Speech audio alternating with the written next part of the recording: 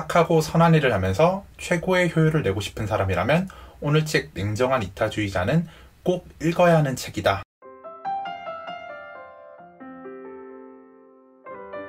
안녕하세요. 저는 책방주인 B급바치, 여기는 B급 책방입니다. 혹시 여러분들은 플레이펌프를 들어보신 적이 있으신가요? 플레이펌프가 뭐냐면 아이들이 놀이터에서 갖고 노는 뺑뺑이라는 놀이기구와 지하수를 끌어올리는 급수펌프를 결합한 아이템이었는데요. 아이들이 뺑뺑이를 돌릴 때 발생하는 회전력을 이용해서 지하수를 물탱크까지 끌어올리는 원리를 갖고 있기도 했습니다. 플레이펌프라는 이름에서도 알 수 있듯이 아이들이 놀 때 발생하는 힘을 이용해서 물을 안정적으로 공급하는 장치라고 이해하시면 될 것 같습니다. 당시 플레이펌프를 최초로 도입했던 스티브 필드라는 사람은 두 가지 선한 의도를 가지고 있었는데요. 하나는 아프리카 사람들이 더 쉽게 또 본인이 원할 때 물을 안정적으로 얻을 수 있게 하자. 두 번째는 딱히 가지고 놀 게 없었던 아프리카 어린이들에게 새로운 장난감을 선물해주자 였습니다. 이렇게 좋은 의도를 가지고 있었고 또 혁신적인 아이디어처럼 보였기 때문에 스티브 필드는 이를 곧장 사업으로서 시작하게 됐습니다. 상황은 조금 힘들었지만 적잖은 시간과 노력을 들여서 총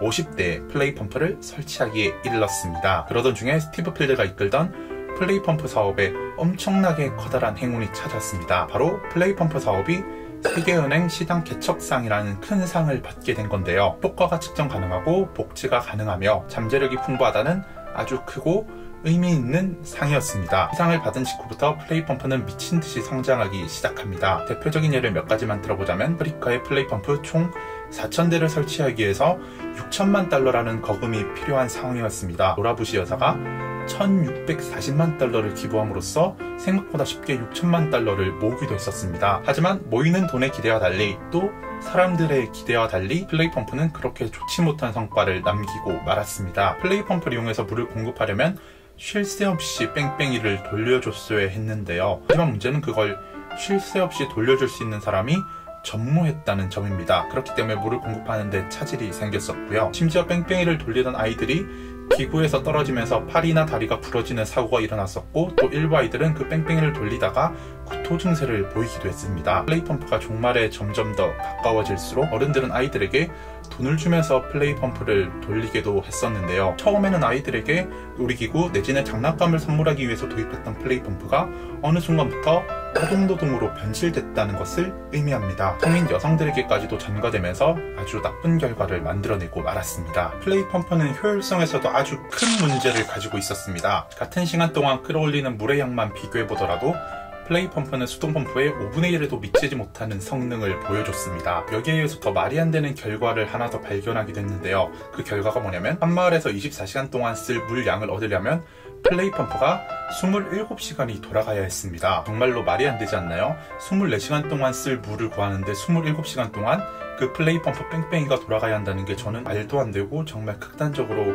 효율성이 떨어진다라고 생각할 수밖에 없었던 것 같습니다. 플레이펌프는 아프리카 사람들이 고치기에는 지나치게 복잡한 구조를 가지고 있어서 정작 펌프가 고장나면 당장 사용할 사람들이 그 펌프를 고칠 수 없었다는 치명적인 단점도 가지고 있었습니다. 거기에 마지막으로 플레이펌프의 가격은 14,000달러로 수동펌프의 4배 정도에 이르는 가격을 보여주고 있었습니다. 성능은 성능대로 안 나오고 고치는 건 더럽게 힘들고 거기에 가격은 끝내주게 비싼 아이템이 바로 플레이펌프였다는 사실입니다. 세상 많은 사람들은 우리가 살고 있는 이 세상을 조금 더 나은 세상으로 만들고 싶어 합니다. 하지만 문제는 앞선 플레이펌프처럼 좋은 의도와는 달리 나쁜 결과가 나오는 경우도 아주 빈번하게 발생하는데요. 왜냐하면 그곳에는 좋은 의도만 있을 뿐 효율적인 방법에 대한 고민은 거의 없기 때문입니다. 제가 오늘 여러분들한테 소개하는 책은 좋은 의도를 포함해서 남들을 도울 때 효율적인 방법도 함께 고민하는 책인데요. 바로 책 소개로 넘어가도록 하겠습니다. 제가 오늘 여러분들한테 소개해드릴 책은 바로 이 책입니다. 책 제목은 냉정한 이타주의자, 저자는 윌리엄 맥거스킬, 출판은 부키라는 출판사에서 담당했습니다. 저는 무엇보다도 오늘 책 저자인 윌리엄 맥거스킬 교수의 이력에서 굉장히 독특한 점을 발견했습니다. 윌리엄 맥거스킬 교수의 양력을 간단하게만 말씀드리자면 냉정한 이타주의자 책이 출판된 당시에는 옥스퍼드 대학교 철학과 부교수로 재직하고 있었고요. 그리고 비영리 단체인 Giving What You Can과 8만 시간의 공동 설립자라고 합니다. 또한 효율적 이타주의 운동의 선구자로서 아주 활발하게 활동하고 있는 분이라고 하십니다. 윌리엄 매거스키 교수가 설립했던 Giving What We Can이라는 비영리 단체가 정말로 흥미로웠는데요. 일 잘하는 자선단체를 저희한테 알려주는 일을 하는 비영리 단체라고 이해하시면 될 것 같습니다. 일을 잘한다 라는 프레임은 보통 밖에 있는 기업들에게나 적용되던 건데, 일 잘하는 자선단체를 평가하고 찾아내고 우리한테 공유해주는 일을 하는 곳이 있다는 것 자체가 정말로 신기하다는 생각을 많이 했었습니다. 반대되는 감정이었는데요. 좀 아쉽다는 생각이 많이 들었습니다. 자선단체를 생각할 때 그래도 일은 잘하겠지, 많은 사람들에게 좀 수혜가 돌아갈 수 있겠지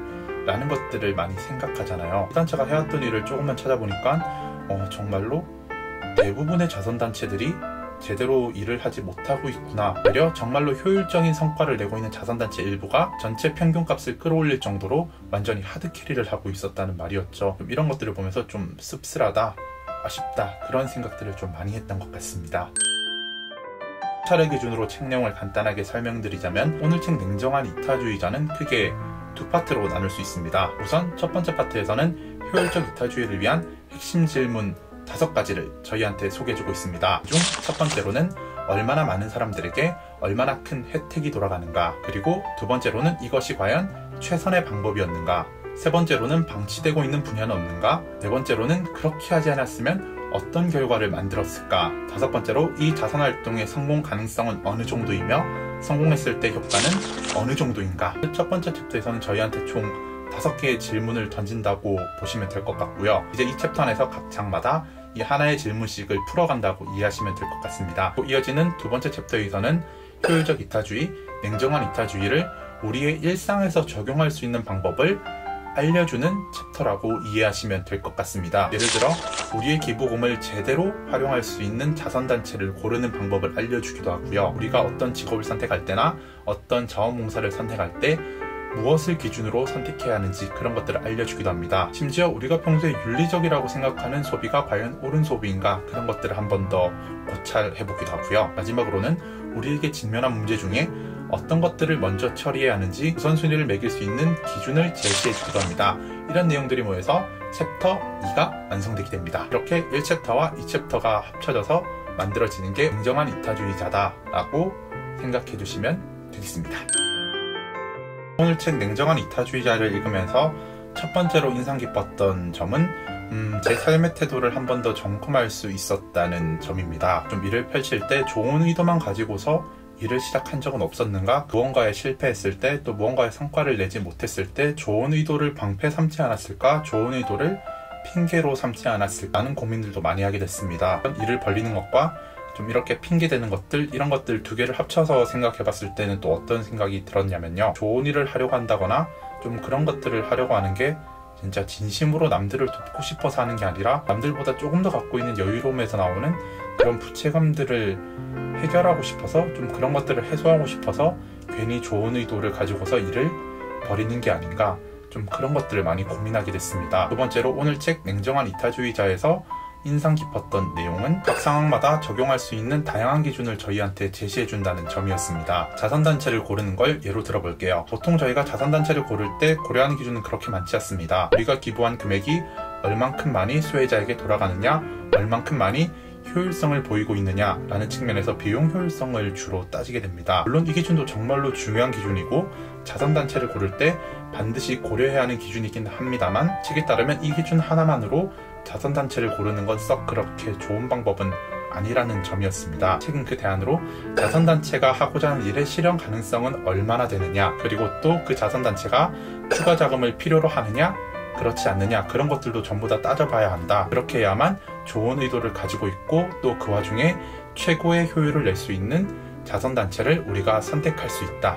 그런 것들을 저희한테 아주 잘 알려주더라고요. 또 미래에 우리가 어떤 직업을 선택해서 선한 영향력을 미칠 것인지, 또 어떤 자원봉사를 선택할 것인지, 어떤 문제를 먼저 처리할 것인지, 그런 것 등에 대해서도 각자 세밀한 기준들을 저희한테 알려주고 있습니다. 그렇기에 좋은 일을 하면서 최대한의 효율성을 끌어내고 싶은 분들이라면 오늘 책이 제시하는 기준들을 참고해도 좋을 것 같다 라는 생각이 많이 들었습니다. 오늘 책 냉정한 이타주의자를 읽으면서 마지막으로 인상 깊었던 점은 최고로 일을 잘하는 최고의 효율성을 보여주는 자선단체를 저희에게 소개시켜준다는 점이었습니다. 평소 제가 알고 있는 대표적인 자선단체 몇 군데들 있잖아요. 뭐 유니세프나 월드비전, 좀 그렇게 커다란 단체에도 좀 각 분야에서 최상의 성과를 내고 있는, 최상의 효율성을 내고 있는 좋은 단체들이 너무나 많구나 라는 생각들을 할 수 있었습니다. 이런 자선단체들을 잘 분별해서 지원한다면 정말로 내가 준 것 이상으로 선한 영향력을 잘 미칠 수 있겠구나 라는 생각들을 많이 했었습니다.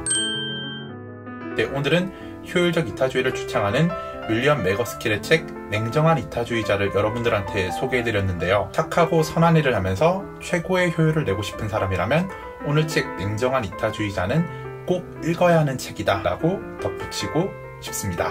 네, 그럼 오늘도 제 영상 시청해주셔서 감사합니다. 여기까지 저는 책방주인 빅바치, 여기는 B급 책방이었습니다.